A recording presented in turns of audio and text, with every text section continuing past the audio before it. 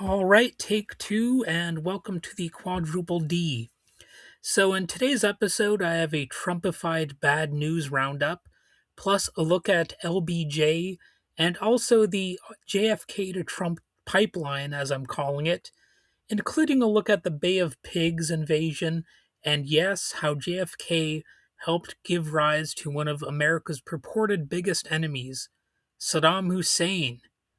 And yes, in a roundabout way, also Donald Trump as another enemy that, these types of administrations gave rise to. There are a bunch of little proto Trump moments in each and every presidential administration that's worth really delving into a little bit. So let's first look at just some of the big stories from this week. All right, so there's been a series of recent developments that demonstrate how state power, nationalism, and elite mismanagement continue to shape global and domestic crises, most often with little to no accountability. So, in the Persian Gulf, officials from Iran and the United States have met in Oman for talks aimed at avoiding another open conflict. Oman has long acted as a quiet intermediary between Washington and Tehran, including during the secret backchannel negotiations that led to the 2015 Joint Comprehensive Plan of Action. So these talks followed last year's direct military clashes, which marked one of the most serious escalations between the two states in decades. While regional governments are urging negotiators to limit discussions to Iran's nuclear program, this narrow framing reflects fear that deeper issues, such as U.S. sanctions, Iran's missile capabilities, and the role of Iran aligned militias, could derail diplomacy. The focus on nuclear compliance sort of obscures the broader reality that ordinary people in Iran suffer under sanctions, while regional violence is fueled by competing state interests rather than popular will. So that's going on right now. At the same time, the global nuclear arms control framework continues to erode. The United States' withdrawal from treaties such as the Intermediate Range Nuclear Forces Treaty, followed by the effective collapse of New START cooperation with Russia, has ended more than 50 years of arms control norms between major powers.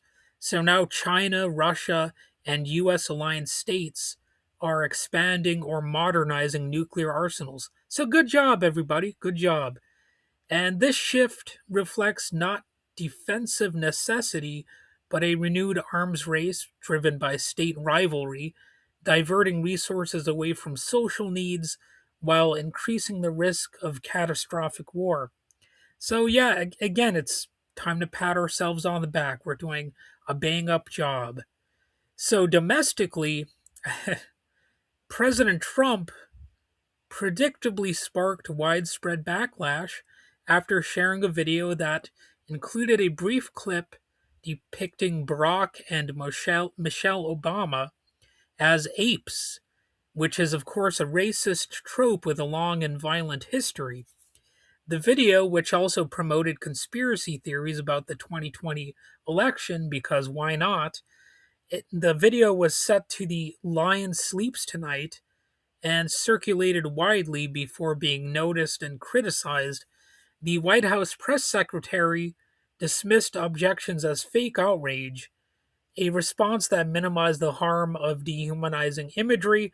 And of course, he noticed that any outrage against the Trump administration is fake, but if you have Republican outrage against uh, a non-existent, problem, like they're eating the cats and dogs, that fake story. Well, that wasn't fake outrage. That was supposedly absolutely real, even though it was obviously a fake story, itself being a racist trope. So, racist propaganda like this has historically been used to justify repression, and its casual use by political elites, of course, could reinforce racist structures of, ideological domination rather than challenging them. And that's the very point of using such a meme. It's like a wink and a nod to the racist groups out there and racist individuals that, hey, we see you. We know what you want to see, and we are going to accommodate you by, depicting even a former president in a racist manner. So, Trump also announced the launch of TrumpRx.gov, a government run website presented as a tool to help people buy prescription drugs. In practice, the site does not sell medications or regulate prices. Instead, it redirects users to private pharmacies or pharmaceutical company platforms. And this approach, of course, leaves intact the US system of profit driven healthcare, where drug prices remain among the highest in the world due to patent protections and the absence of universal price controls. So, framing this as consumer empowerment of some kind obscures the reality that access to medicine is still mediated by these corporate bigwigs, by corporate power. And frankly, I'm not even sure exactly what the Trump RX is supposed to be there for. It's a very strange thing, but it definitely sounds like a scam. So I don't know exactly what sort of gimmick is being applied here, but be on the lookout for this. I would try to avoid getting involved with that Trump RX thing because, frankly, it doesn't sound like anything good is going to come out of it. I'd like to be proven wrong, but I don't see why that would be the case. Meanwhile, federal agencies are slowing approval processes for wind and solar projects, even as electricity demand increases due to things like data centers and climate stress. Large scale renewable projects often face bureaucratic delays, reflecting a state apparatus more responsive to fossil fuel interests and centralized grid control than to community based energy solutions, or whatever you want to call them. That's a little bit of a, I guess, uh, PC way to frame it, but I mean, we need alternative energy, but the fossil fuel industry is hell bent on just keeping us with the same sort of technologies that we've known and that we're supposed to love so dearly. So, finally, in this little news roundup section, in Georgia, Fulton County officials filed a motion seeking the return of 2020 election materials seized by federal authorities controlled by the Trump administration. So I shouldn't need to point this out, but such a seizure is highly unusual as elections are administered at the state and local level. So, the Republican mantra of favoring small government or limited government or states' rights, that is being thrown out the window here because they know that if you have those things in actuality, they might threaten the Trump regime and what they want, which is to be able to rig elections. So every accusation that they've made is a confession, and they've uh, they've been making it very clear here that they want to actually take the election materials from 2020, and they're going to use those as some way to help them manipulate the midterms and the 2028 elections. And so that's an interesting development for sure. You might want to put a pin in that little news story. And across these stories, a common thread emerges. You have these uh, people framing these actions as protective or reformist, while they're actually reinforcing hierarchies, nationalism, and coercion. So the costs, be they economic, social, or just plain old human, are consistently borne by those with the least power.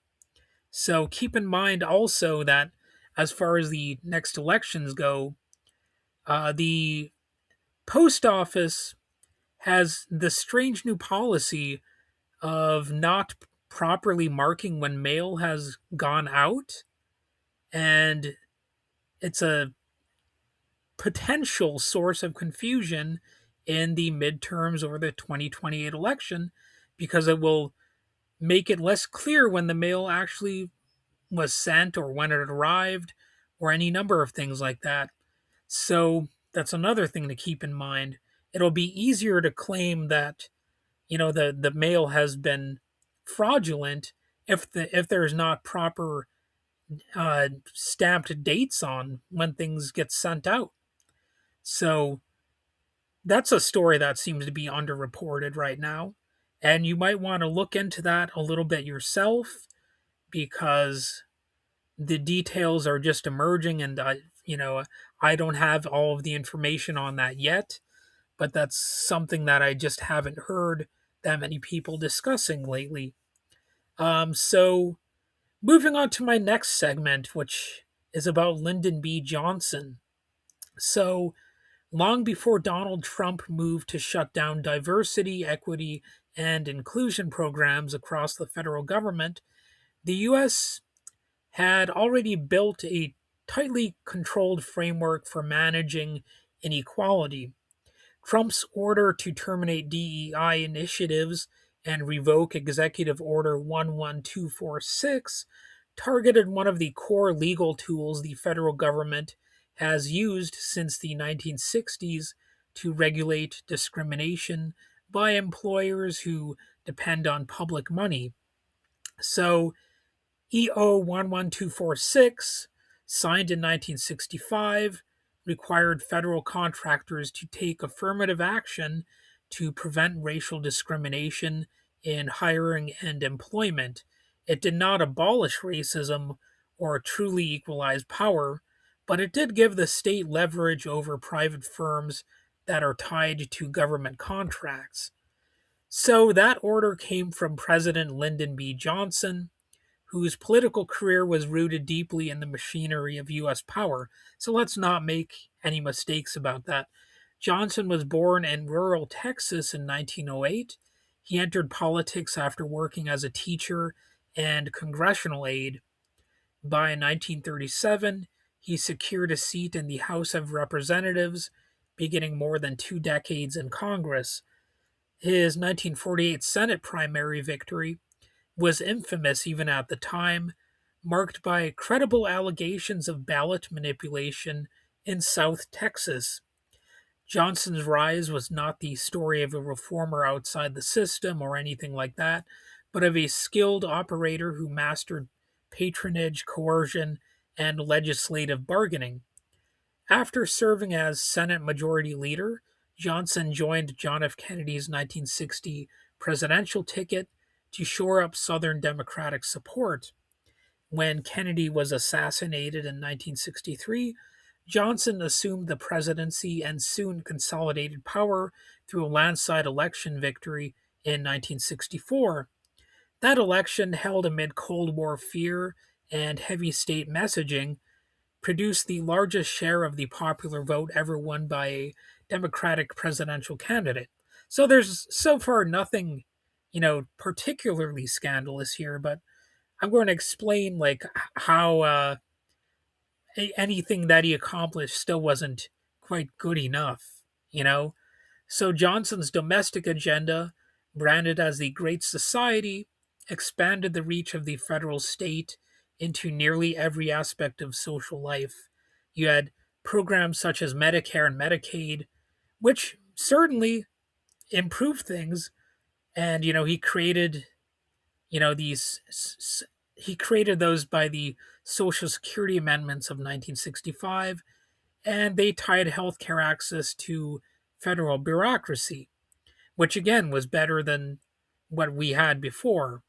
The Higher Education Act of 1965 laid the groundwork for today's student loan system, which was better than nothing, but which was nevertheless a system that trapped millions in long term debt. Anti poverty initiatives were framed as humanitarian, And, maybe they were humanitarian in some respects, but they also didn't do enough for working class people. And that's because it was ultimately done through top down planning.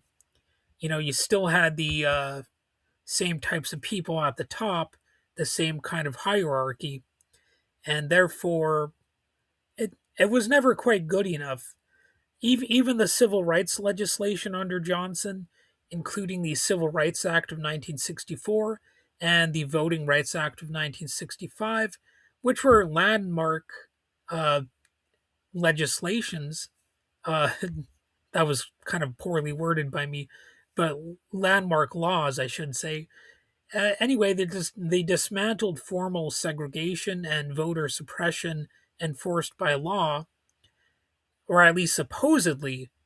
But if they're not properly enforced, then it becomes just so much paper. And these measures were improvements, but are best understood as the state responding to mass direct action it could no longer contain. Strikes, boycotts, sometimes riots, sure, and grassroots organizing that forced concessions, but the laws did not eliminate structural racism or state violence. You still had police repression, prison expansion, and economic exploitation, now under a more inclusive legal language. And sure enough, there were improvements, but the inequality still lingered. And the Executive Order 11246 fits squarely within that pattern. It did not truly empower workers to control their workplaces or communities to govern themselves and to effectively, truly keep the systemic racism and class enmity at bay. And, the hierarchies and class distinctions and all that kind of stuff. Instead, it positioned the federal government as the arbiter of fairness, using compliance audits and contract threats to manage discrimination while leaving capitalist hierarchies intact. And Trump's rollback of DEI programs and affirmative action rules did not dismantle a totally emancipatory program, but it did remove a regulatory layer the state had previously used to stabilize inequality. You might want to look at all those good things that Johnson did as sort of a revolution insurance, an insurance against revolution or something like that. And Trump kind of swept those away to a large degree. So both Johnson's reforms and Trump's reversals reflect shifts in how power is administered, not a transfer of power to the ordinary people and to the true betterment of all of mankind or anything that grand and sweeping. Johnson escalated the Vietnam War, obviously, and he did that even as he signed these civil rights bills. So that might have been, a pretty bad sign that these civil rights bills, as good as they just were not going to be enough because, of course, the Vietnam War was oppressive in its own right. And, it really shows how social reform and imperial violence can proceed together.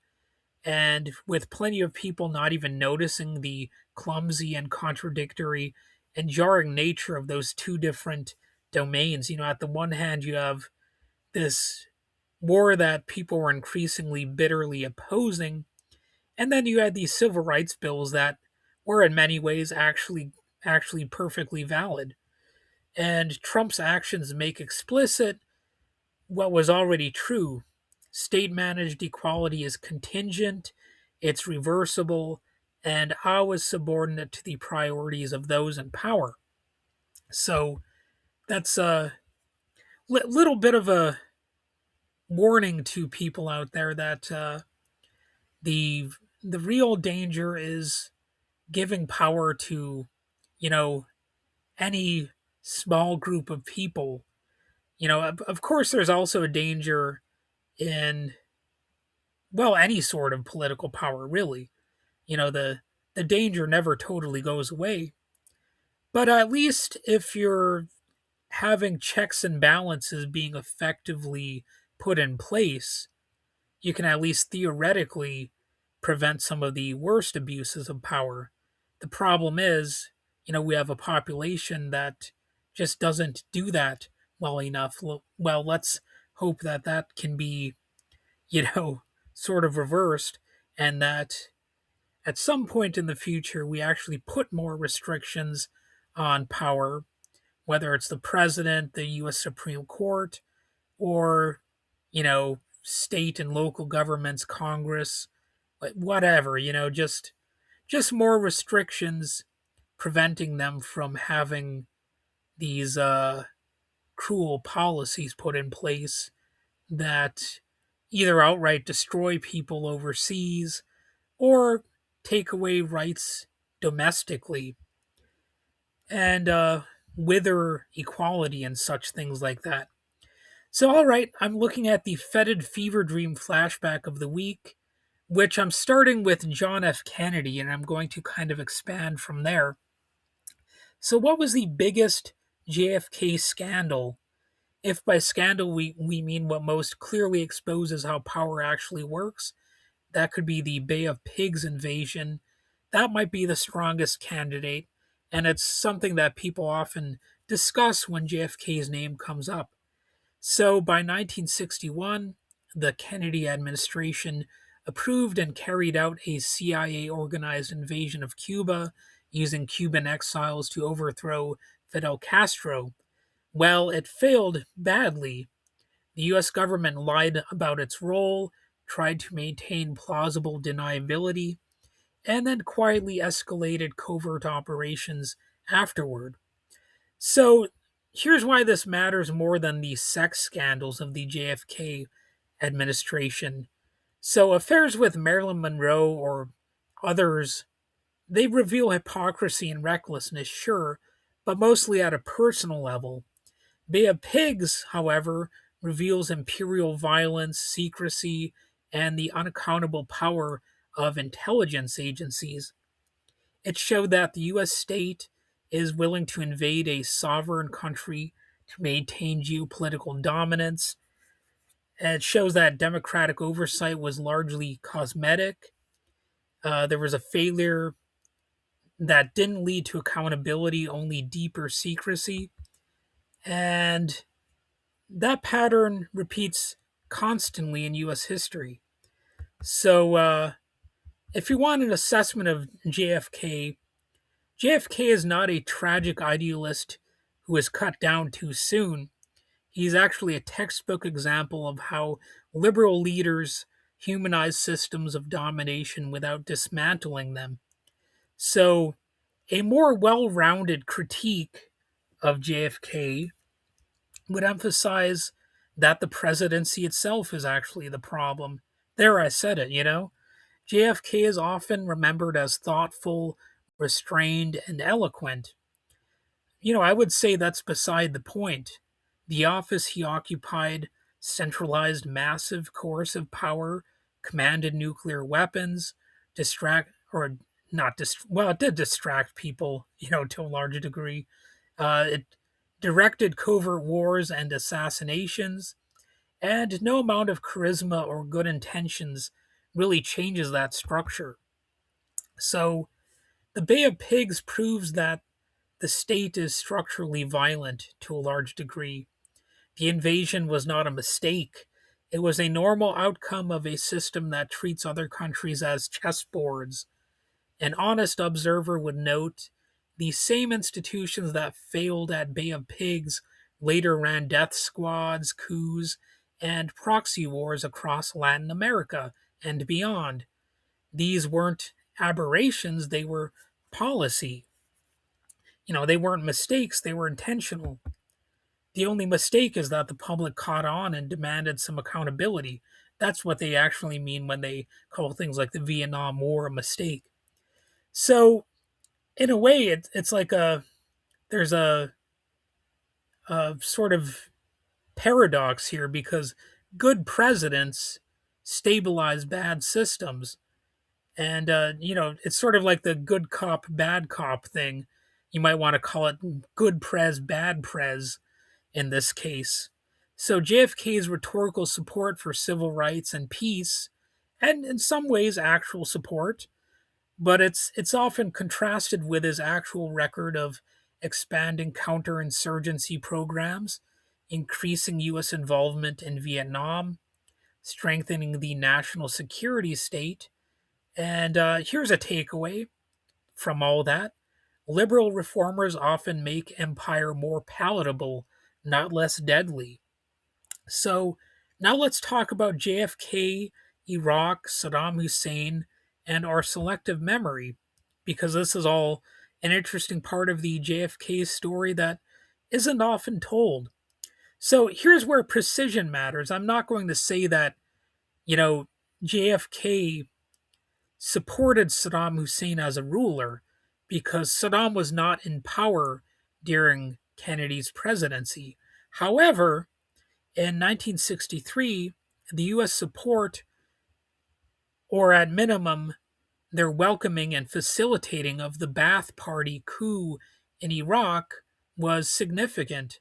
Saddam Hussein was a Ba'ath Party member and participant in political violence at the time. There is substantial evidence that U.S. intelligence assisted the Baathists, including providing information used to eliminate so called communists and leftists. And I'm sure there were some communists and leftists, but if you actually look at these things when they happen, those labels tend to be thrown, against all sorts of people that might just be critics. They might just claim that somebody's a communist or a leftist, and it could just be somebody who's a reformer. You don't necessarily have to be a communist to be labeled as one. Now, admittedly, I haven't done all of the research into all of those specifics about the existence of uh, communist movements in Iraq, but it's a safe bet that not everybody there who was labeled as such actually operated as such. That's just a consistent pattern in politics throughout the world, where you throw around labels and you cast a wide net, and sometimes people get accused of doing things that they really might not have had anything to do with. But anyway, this coup laid the groundwork for Ba'athist consolidation of power, Saddam's eventual rise to leadership in the 1970s, and so on and so forth. So the accurate claim here is that the Kennedy administration supported political forces that helped create the conditions for Saddam Hussein's later rule. And, that distinction matters. Again, I'm not saying that JFK knew that Saddam Hussein was going to rule, but it doesn't let the US off the hook either, because it's a weird situation where you have one event that ultimately is linked to another. So another part of this is that, weirdly enough, there's been a lot of media silence and leftist blind spots as well. And what's striking is how rarely this history about JFK support for the Ba'ath Party, yeah, how rarely it appears in mainstream media, in any liberal JFK biographical sketches, or even in most leftist critiques of U.S. foreign policy. I've only ever seen somebody go into depth well, it wasn't even in depth, but it was a New York Times article, I think from the 90s. And it briefly mentioned, yeah, it wasn't very much in depth. It briefly mentioned that support for Saddam Hussein goes back to the Kennedy administration. And why aren't people paying more attention to this? Well, there's the good Cold War liberal myth that's a factor. JFK is often cast as the humane alternative to Nixon or Johnson. Acknowledging US backed mass killings in Iraq during his presidency will disrupt that sort of story. There's also the fact that US hypocrisy sort of requires amnesia. The standard narrative here in this story is that Saddam equals an irrational monster, U.S. opposition to him equals moral necessity. But if the public widely understood that the USA helped empower the forces that produced Saddam, and the U.S. later used his crimes to justify war, then the humanitarian intervention narrative collapses as a moral frame because we helped put him in power in the first place. How can you say that we're the humanitarians when we helped spawn this very situation that might not exist at all were not for U.S. support? So even some leftists stop at the obvious villains. Critics often focus on Reagan or Bush era crimes, I should say, implicitly treating earlier liberal administrations as less culpable. And I would argue that this misses the point. The continuity matters more than the party or the personality. Empire doesn't change character when it smiles, when it smiles instead of scowling like Donald Trump so often will scowl. And here's what this says about U.S. foreign policy. Taken together, JFK's record supports a bleak but consistent conclusion. The U.S. supports democracy only when it produces compliant outcomes. It perhaps more often supports dictators, coups, and mass repression when they serve strategic goals, and they seem to do that pretty often. You might want to ask why. And the later moral outrage about Saddam is often directed, you know, when they look for these talking points to prop up, future wars. And the moral outrage is pointed at regimes that the U.S. itself helped create in a lot of cases. It's not just with Saddam, but with other examples. Iran's situation right now is actually something that the United States helped create. And let's not forget other scandals that technically have roots harking back to the Kennedy years. So, for example, significant scandals emerged during the 1980s and 1990s involving U.S. Iraq trade, most notably the Iraqgate scandal, where U.S. agricultural loans to Iraq were allegedly misused to purchase weapons. And you also have the UN Oil for Food program, a title which sounds scandalous by itself, by the way, and that involved massive kickbacks and smuggling. So these scandals occurred when the US sought to normalize relations during the Iran Iraq War and later managed sanctions. So if you look at the US Iraq trade scandals here, the Iraq Gate that happened during the Reagan administration, the US provided billions in agricultural loans to Iraq, and investigations allege that the Atlanta branch of uh, the Banca Nacional del Lavaro, or the BNL, facilitated fraudulent unauthorized loans used to finance Iraqi weapons purchases. So, whoopsie, that sounds like a pretty big scandal right there. And you also had some policy favoritism for good measure.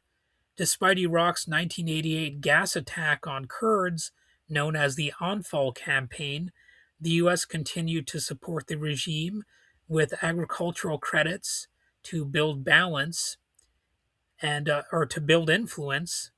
It's a policy that faced intense scrutiny, well, because especially later, the United States uh, would sometimes use the gas attack on Kurds as an excuse for our invasion of Iraq, even though the U.S. was supporting Saddam Hussein at the time in some key respects.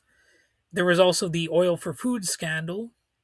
That was from the 90s to the early 2000s. Following the Gulf War, the UN run program intended for humanitarian relief was exploited, and that might be by intent of design. The Iraqi regime received $1.8 billion in kickbacks and an estimated $8.4 billion in illicit profits through smuggling, with lucrative contracts granted to companies favoring Saddam Hussein.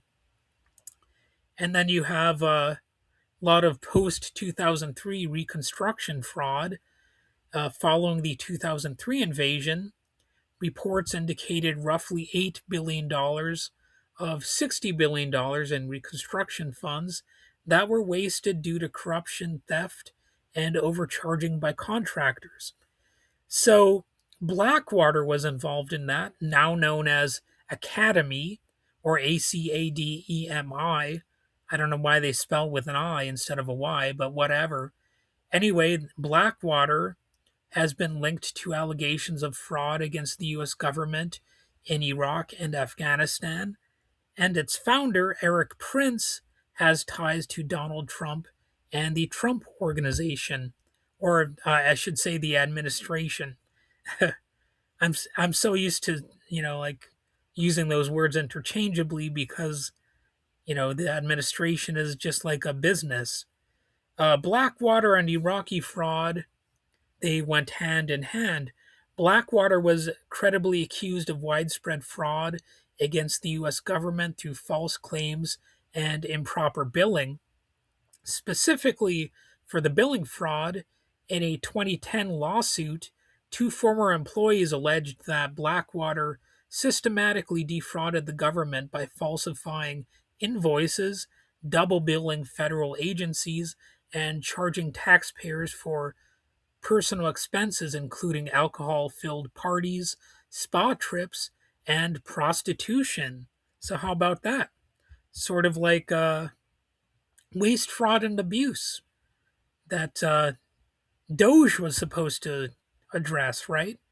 Well, it was happening here, apparently, and the lack of oversight was there as well. Investigations and reports found that the U.S. government failed to properly track and oversee its contractors in war zones, allowing for an environment where fraud and abuse could thrive. So again, where was this demand for Doge style intervention here?